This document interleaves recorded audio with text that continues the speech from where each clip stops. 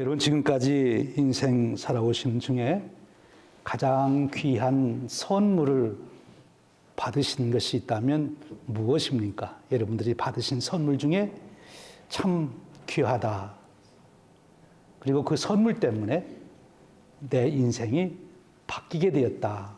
그런 선물이 혹시 있습니까? 그렇다면 굉장히 귀한 선물이죠. 제 인생 여정에 제 인생에 큰 영향을 준 선물 하나가 있는데요. 여러분들이 쉽게 알 수 있도록 돈으로 말씀드리면 3만 불을 제가 그러니까 30년 전에 받았어요. 장학금을 받은 거죠. 저를 사랑하는 한 장로님이 저에게 김 목사님 미국 가서 공부하고 오세요. 3만 불을 주셨어요. 전혀 생각지 못했던. 그래서 제가 미국을 공부할 꿈을 갖게 되었고 또 준비해서 와서 공부를 했습니다. 그래서 제 목회 인생에 아주 전혀 기대할 수 없었던 큰 변화가 왔었죠. 정말 저한테는 큰 은혜였어요. 그 받은 선물로 저는 2년 동안 공부를 잘 할 수 있었습니다. 은혜를 누린 거지요. 그 돈을 받았어도 제가 그걸 공부하는 데 쓰지 않았더라면 가치가 없을 텐데 그 주신 가치대로 공부를 할 수가 있었어요. 아마 그래서 오늘 제가 여러분 앞에 이렇게 서게 될 수 있었겠지요. 정말 귀한 은혜였습니다. 근데 여러분, 정말 여러분 인생에 그 이상으로 가장 큰 선물이란 다른 표현으로 은혜입니다. 우리가 성경에 은혜라는 말을 쓰는데 은혜라는 말은 우리 쉬운 말로 바꾸면 선물이라는 뜻이에요. 내가 어떤 공이 있고 자격이 있어서 받는 것이 아니라 그것을 주시는 분이 내게 일방적으로 나를 사랑해서 내게 베풀어 주신 것, 그것이 선물이고 은혜이지요. 여러분에게 여러분의 존재를 바꿔놓을 수 있는, 운명을 바꿔놓을 수 있는 그런 선물이 주어진 거예요. 은혜가 주어진 것입니다. 그런데 그 은혜를 받아 누리지 못하면 그 은혜가 무가치하게 되는 것이죠. 만일에 제가 그 장학금을 받고 주신 돈을 가지고 공부하는 데 써서 목사가 되지 않고 다른 일에 제가 방탕해서 썼다면 얼마나 그 받은 은혜를 헛되이 보낸 것이 되겠습니까? 그런데 하나님께서 우리에게 놀라운 은혜를 주셨어요. 우리 운명을 바꾸는, 우리의 인생 존재를 바꿔놓는, 내 인생의 가치를 바꿔놓는 그런 선물을 우리에게 주셨어요. 그 선물이 무엇입니까? 오늘 성목요일 우리가 읽은 말씀 속에 그 비밀이 담겨 있는 것입니다. 성목요일에 우리 온 교회가 전통적으로 하는 것은 성만찬에 참여하는 거죠. 이 성목요일은 예수님이 제정하신 성만찬을 교회가 전통적으로 해오는 날입니다. 하나님께서 우리 인간들에게 주시는 선물, 그 선물이 무엇인가? 어떻게 그 선물을 받아 누릴 수 있는가? 그 놀라운 진리와 비밀이 바로 이 성찬식 속에 담겨 있는 거예요. 그래서 우리 교회의 예전으로 성찬식을 성례전이라 그렇게 얘기합니다. 이 성만찬에 담겨 있는 이 은혜를 깨닫고 그 은혜 안에 살고 그 은혜를 누릴 수만 있다면 사실은 다 끝난 거예요. 우리가 매 주일마다 설교 듣고 성경 공부 다 하지만 결국 무슨 얘기인가 하면 성만찬 설명하는 겁니다. 성만찬을 이렇게도 설명하고 저렇게도 설명하고 그 설명하는 것이 결국은 말씀을 나누는 것입니다. 설교하는 거죠. 오늘 우리가 사도 바울을 통하여 예수님이 세우신 성만찬에 대한 말씀을 우리가 읽었습니다. 이 말씀 안에 성만찬에 놀라운 축복이 담겨 있는 것이죠. 오늘 말씀에 보면 먼저 이 성만찬은 누가 만드신 거냐? 예수님이 만드신 거예요. 사람이 만든 것이 아니고 예수님께서 만드신 거예요. 그래서 우리가 이 교회를 정의할 때 교회가 과연 뭐냐? 사람만 모이면 교회냐? 그렇지 않죠. 교회 역사에서 교회가 뭐냐 할 때는 거기에 성례가 있어야 교회가 됩니다. 특별히 구교에서는 성례를 누가만 베풀 수 있는가 하면 사제만 베풀 수 있기 때문에 아무리 성도들이 많이 모여도 그건 교회가 되지 못하고 거기에 사제가 있어야 교회가 되는. 왜 그런가 하면 성례를 베풀 수 있기 때문에.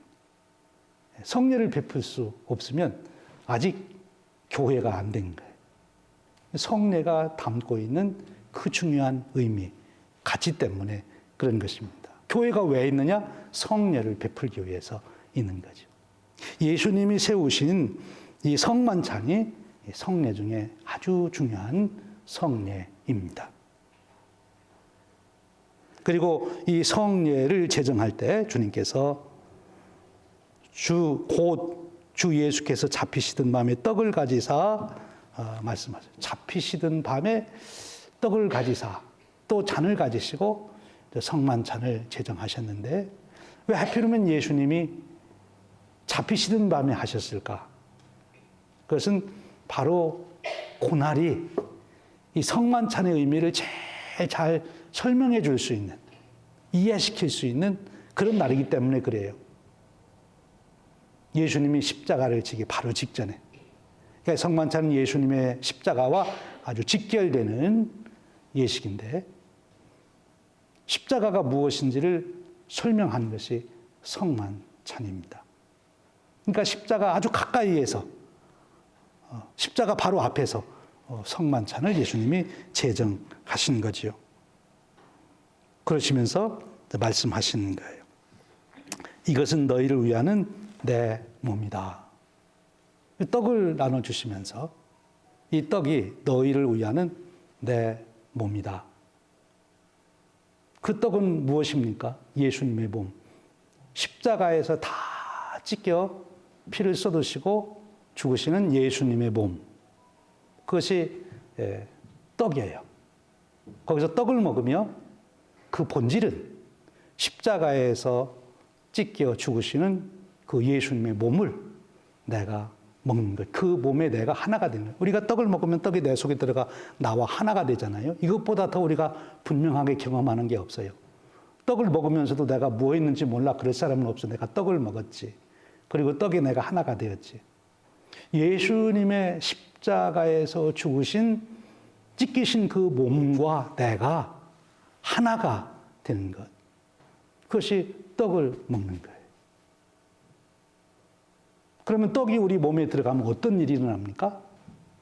떡에 있는 영양분이 우리 몸 안에 들어오는 거죠. 그럼 예수님이 십자가에서 찢겨 죽으신 그 몸과 내가 하나가 될 때 내게 어떤 일이 일어나나요? 또 주님 말씀하시기를 이 잔은 내 피로 세운 새 언약이다 그러셨어요. 예수님이 십자가에서 다 쏟아 부으시는 그 피를 말합니다.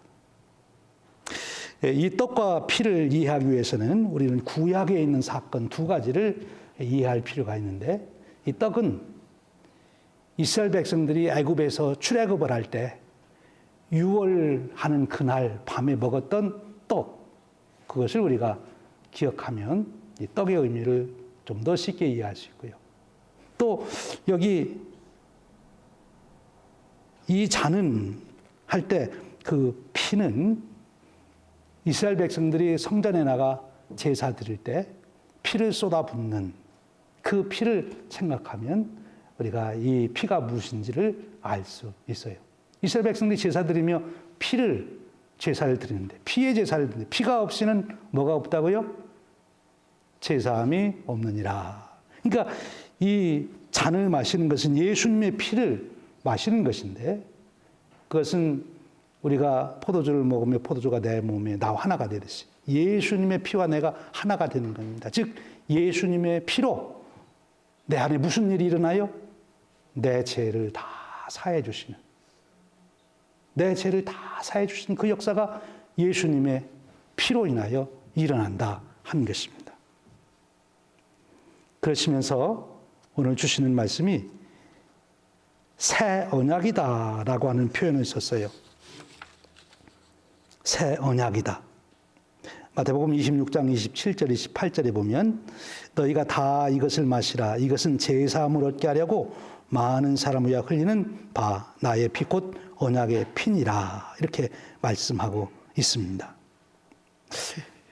여기에 떡이 예수님의 몸을 우리가 먹는 건 예수님과 하나 되는 것이고, 잔을 마시는 것은 예수님의 피에 내가 하나가 되는 것을 의미한다면, 그러면서 주님은 이것은 새 언약이라고 하는 놀라운 말씀을 하셨어요. 이 말씀의 뜻을 깨달으셔야 돼요. 우리가 성찬식을 하게 되는 것은 새 언약에 참여하는 거다. 그럼 새 언약이 있다면 무슨 언약이 있는 거죠? 옛 언약이 있는 거죠. 그럼 옛 언약은 뭐고 새 언약은 뭐냐? 이 차이를 아는 것이 우리의 참으로 놀라운 진리 가운데 가게 되는 것입니다. 옛 언약이라고 하는 것은 구체적으로 두 가지예요. 하나는 시내 산에서 하나님이 이스라엘 백성들에게 언약을 맺으시고 언약으로 주신 것이 뭘 주셨죠? 십계명을 주셨어요. 왜 십계명을 주셨나요? 십계명을 주신 이유는 죄 짓지 말고 살라고. 십계명을 주신 이유가 다른 데 있는 게 아니에요. 이 십계명을 통해서 죄가 무엇인지를 알고, 죄가 무엇인지를 알았으면 그렇게 죄 짓지 말고 살아라. 하나님의 백성으로서 살아라. 그래서 십계명을 주신 거예요. 그리고 언약을 맺으셨어요. 십계명을 받은 이스라엘 백성들이 그 십계명을 받았기 때문에 하나님의 백성이 된 것입니다. 그래서 이스라엘 백성들은 이제 그 십계명을 받고 그 언약대로 살아야 되는 거예요. 그런데 문제는 이스라엘 백성들이 그 십계명을 가지고 십계명을 받아서 죄를 이길 수 있었나요? 죄 안 짓고 살 수 있었나요? 십계명을 받아서 자기들이 죄가 무엇인지는 알았는데, 문제는 죄를 알았으면 죄를 안 지어야 되는데 알면서도 죄를 짓는, 죄를 이길 수 없는 자신들을 발견하게 됩니다. 그래서 옛 언약으로서는 죄를 못 지게 할 수가 없는 거예요. 죄를 아는 데까지는 되는데 죄를 안 짓게 할 수가 없게 된 거예요. 그리고 옛 언약의 또 하나는 무엇인가 하면 이스라엘 백성들이 죄를 사하기 위해서 죄의 값을 해결해야 되는데, 죄값을 해결하기 위해서 한 일이 뭔가요? 제사를 드렸습니다. 여러 제사를 드렸는데 그 제사의 제일 중요한, 죄를 사기 위해서는 꼭 무엇이 있어야 된다고요? 피를 드려야 되는 거예요. 피의 제사. 그래야 제사를 받아요. 죄의 형벌이 사해지는 것입니다.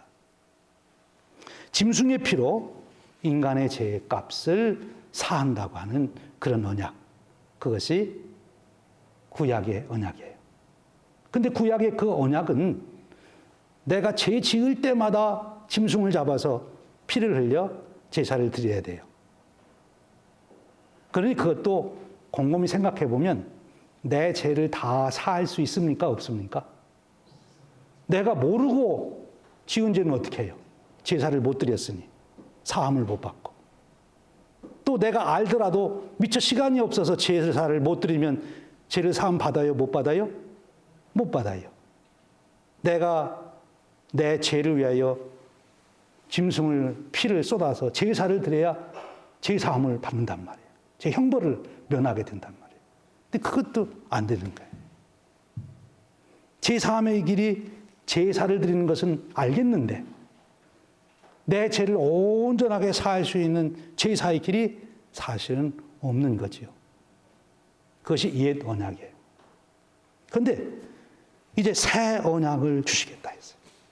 새 언약은 예수님이 친히 속죄하는 피를 흘리셔지고 예수님의 몸이 친히 떡이 되신다 하는 말씀인데, 예레미야서에서 아주 예레미야 예언자가 잘 말씀해 주시고 있습니다. 예레미야서에 보면 31장 32절 이렇게 말씀하세요. 하나님이 약속하신 새 언약은 옛 언약과 같지 않을 것이다 라고 말씀합니다. 옛 언약이라고 하는 것은 바로 십계명을 가지고 죄를 안 지켰다고 하는, 또 짐승의 제사를 드림으로 죄 사함을 받겠다고 하는 그게 옛 언약이에요. 근데 새 언약은 그렇게 되지 않는다. 옛 언약이나 새 언약이나 그 주신 목적은 어디에 있는가 하면 죄의 문제를 해결함에 있었어요. 어떻게 죄의 문제를 해결하냐? 죄의 문제는 두 가지입니다. 하나는 죄에 대한 값을, 형벌을 받아야 되는 것이고, 또 하나는 죄를 짓지 않도록 만들어야 되는 거예요. 형벌을 계속 용서받아도 계속 죄 짓는 생활하면 아직도 죄의 종으로 살아가는 거예요. 그건 행복한 삶이 될 수 없어요. 우리 인간이 인간으로서의 그 본연 존귀한 삶, 거룩한 삶, 행복한 삶은 더 이상 죄의 형벌을 받지 않고, 그리고 더 나아가서는 더 이상 죄의 종이 아니라 죄를 이길 수 있는 자가 되어야 인간으로서의 축복을 누리게 되는 것입니다. 그런데 그것이 어떻게 가능하냐? 새 언약으로 가능하다는 거예요. 그럼 그 새 언약이 무엇입니까? 바로 성만찬에 그 뜻이 담겨 있어요. 바로 성만찬은 무엇입니까? 그 새 언약은 두 가지예요. 하나는 내 죄값을 단번에 모두 다 사해 주셨다. 우리가 예수님의 십자가의 대속 연회를 믿으면 과거에 지은 죄, 지금 죄값, 앞으로 지을 죄값까지 다 사해 주셔서 하나님은 더 이상 우리에게 죄값에 대한 것을 물어보시지 않겠다는 거예요. 예수님의 피값으로 우리의 모든 죄가 다 사해진 거예요. 더 이상 예수님 믿는 자에게는 저주가 없고 형벌이 없고 지옥까지 않은 것입니다. 그래서 예수님이 우리의 구주이신 거예요.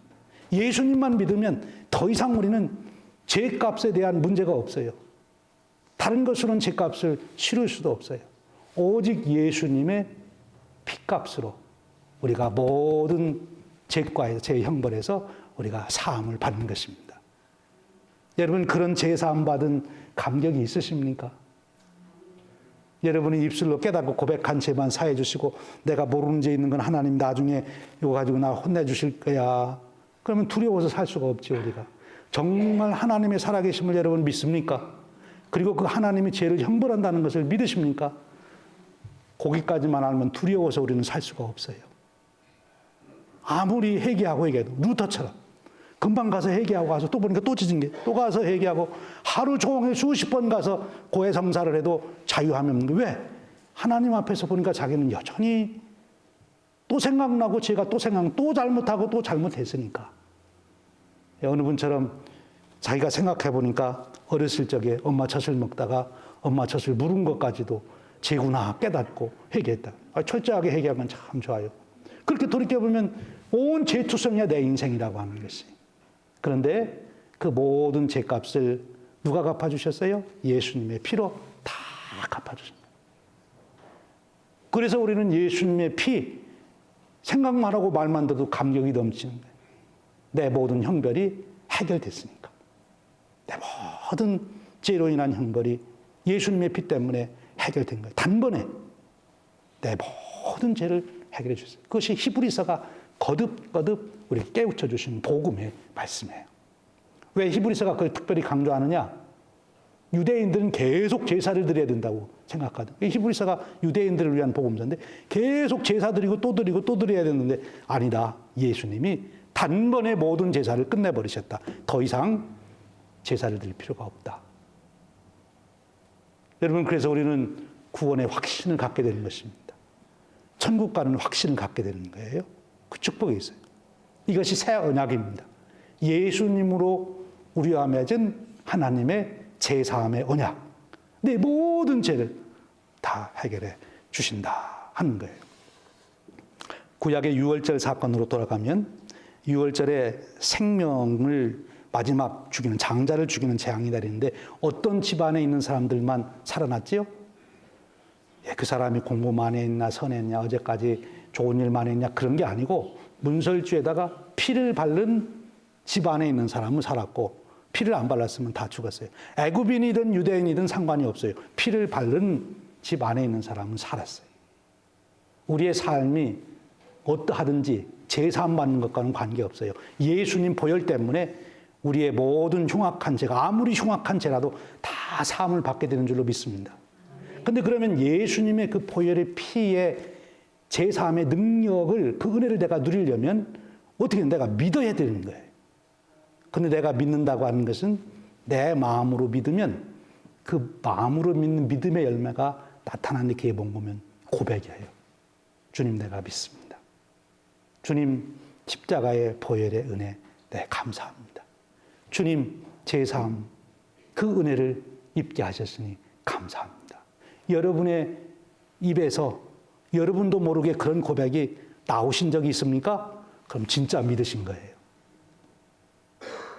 진짜 믿습니다. 여러분이 진짜로 믿으면 여러분의 입술에서 고백이 나오는 거예요. 사도신경의 고백이 교회가 잘 만드는 고백이지만 그것이 내 자신도 모르게 내 입에서 제사함을 믿사오며 한 것이 여러분에게 나온다면 여러분 진짜 예수님 믿는 것이고 여러분은 제사함의 은혜를 누리고 있는 자가 되는 줄로 믿습니다. 이걸 기억하는 거예요. 그런데 여기에 중요한 내용이 이걸 반복해서 기념하라고 그랬어요. 왜 그랬을까요? 이 은혜를 자꾸 잊어버리니까 그 은혜를 받았으면서도 살다 보면 잊어버려서 그 감격을 빼앗겨 버리는 거예요. 그 감격 속에 기쁨과 평안을 누리고 살아야 되는데 그 감격을 빼앗겨 버리는 거예요. 그러지 않도록 계속해서 성찬식을 하라는 거예요. 성찬식을 할 때마다 그것이 더 다른 표현을 말하면 예배를 드릴 때마다 원래 전통 예배에서는 성찬식이 꼭 있어야 되는 거죠, 사실. 우리 개신교에서는 성찬의 의미를 깨우쳐주는 말씀이 없으면 아무리 의식적으로 해도 소용없다 맞습니다. 아무리 의식을 해도 깨달음이 없으면 소용이 없죠. 깨닫고 고백하는 내용이 있어야 되기 때문에 성찬의 의미를 더 깊이 설명하는 설교가 필요한 말씀이. 그래서 우리가 믿음으로 우리의 고백이 되어지는 것이 진짜 예배가 되는 거예요. 여러분 오늘 우리가 성찬식을 하면서도 그 잔을 받을 때, 떡을 받을 때 주님께서 내 죄를 대속해 주신 약속이다. 나는 이미 제사함을 받았다. 그 고백이 여러분에게 나오시기를 주님의 이름으로 축원드립니다. 그래서 찬송이 나와야 돼. 여전히 또 하나 문제가 있죠. 죄를 안 지어야 되는데 죄를 안 지게 하려고 십계명을 주셨는데 십계명을 받았는데도 죄가 무엇인지 아는데도 죄를 짓는단 말이에요. 어떻게 하면 죄를 안 지을 수 있을까? 예레미야 선지자가 놀라운 말씀을 해주세요. 옛 언약이 돌비에 새겨진 거라면 새 언약은 내가 마음에 새기겠다. 그렇게 말씀합니다. 새 언약을 마음에 새기겠다고 하신 말씀은 바로 성령님의 역사하심을 말하는 거예요. 우리가 예수님의 십자가의 대속의 은혜를 진심으로 고백할 때 우리에게는 어떤 현상이 어떤 일이 일어나는가 하면 성령님이 우리에게 임재하셔서 역사하시기 시작합니다. 언제 성령님이 우리에게 임재하셔서 역사하시기 시작하는가 하면 예수님의 십자가의 대속의 구속의 은혜를 깨닫고 고백하고 내 은혜로 받아들일 때 성령님이 내게 역사하시기 시작하는 거예요. 그럼 성령님이 내 안에서 역사하시면 그때서야 우리 인간은 죄를 이길 수 있는 능력이 우리 안에서 일어난다는 거예요. 그러니까 우리가 아무리 십계명 공부 많이 하고 달달달달 많이 해도 성령님이 임하시지 아니하면 죄를 이길 수가 없어요. 신학 공부 아무리 많이 하고 신학 박사가 되고 목사가 되어도 죄를 이길 수 없어요. 언제 죄를 이기느냐? 성령님이 우리에게 충만해야 죄를 이길 수 있는 것입니다. 우리의 신비에, 우리의 마음에, 우리의 인격의 그 중심에, 우리의 생각과 우리의 감성과 우리의 의지를 주장하는 그 중심에 성령님이 역사하셔야 내가 죄를 분별하고 죄를 싫어하고 그리고 죄를 극복하고자 하는 결단, 용기가 생기는 거예요. 그건 성령님의 역사예요. 인간이 할 수 있는 것이 아닙니다. 그것이 마음에 새겨졌다는 거예요. 그러면 언제 성령님이 그렇게 우리에게 임하시게 되는가? 성찬식을 받으며, 성찬을 받으며 진심으로 우리가 그것을 고백할 때 예수님이 십자가에서 내 죄 때문에 온몸이 갈기갈기 찢겨서 죽으시는 그것을 내가 생각하고 그 은혜에 감동이 될 때, 그때 내 안에서 성령님이 내게 강력하게 죄를 이길 수 있는 능력을 주십니다.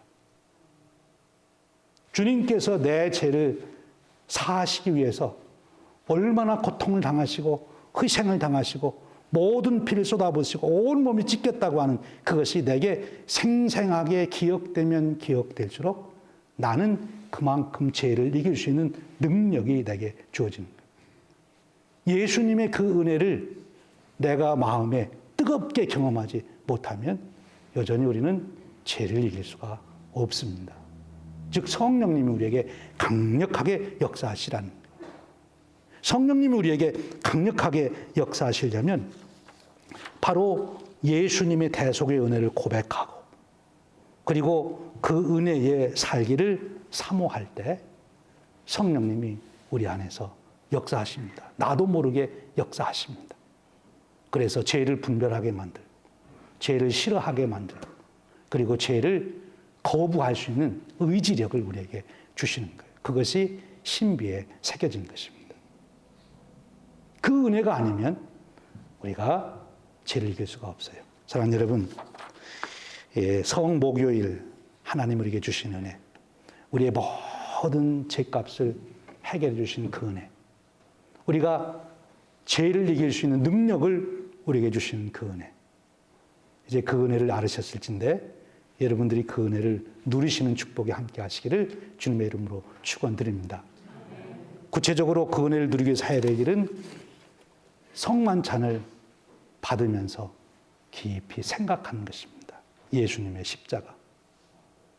부활하신 예수님께서 나를 바라보고 계신 그 모습을 여러분들이 같이 예수님과 눈을 맞추며 바라보셔야 돼요.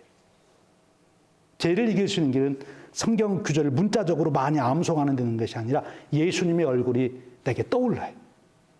나를 바라보시는 예수님의 눈빛이 나와 마주쳐야 돼요. 그러면 우리는 담대할 수 있어요. 죄를 이길 수 있어요. 참 평안을 누릴 수 있어요. 세상을 이기는 자가 되는 것입니다. 그리고 오늘 성만찬의 마지막 말씀은 전하는 것이다 그랬어요. 전하는 것이다. 이 받은 은혜를 주님 오실 때까지, 현실적으로 내가 죽을 때까지 전하는 것이죠. 여러분 기도하십시오. 주님, 내가 마지막 운명할 때 내 가장 사랑하는 사람들이 내 주위에 와서 마지막 내 말이 무슨 말인지를 듣기를 원할 때 그때에도 주님의 은혜를 증거하고 주님께 갈 수 있게 해 주십시오. 그 말이 여러분의 후손들을 지키고 살리는 축복이 될 것입니다. 주님, 제 마지막 입술에서 나오는 고백이 주님을 찬양하고 주님을 사모하고 주님의 은혜에 사는 고백을 하게 하시고 그것을 듣는 자들에게 그 축복을 누리게 할 수 있게 하여 주옵소서. 성령님께서 임하셔야 가능합니다. 그 은혜를 사모하시기를 바랍니다. 이제 우리 성만찬에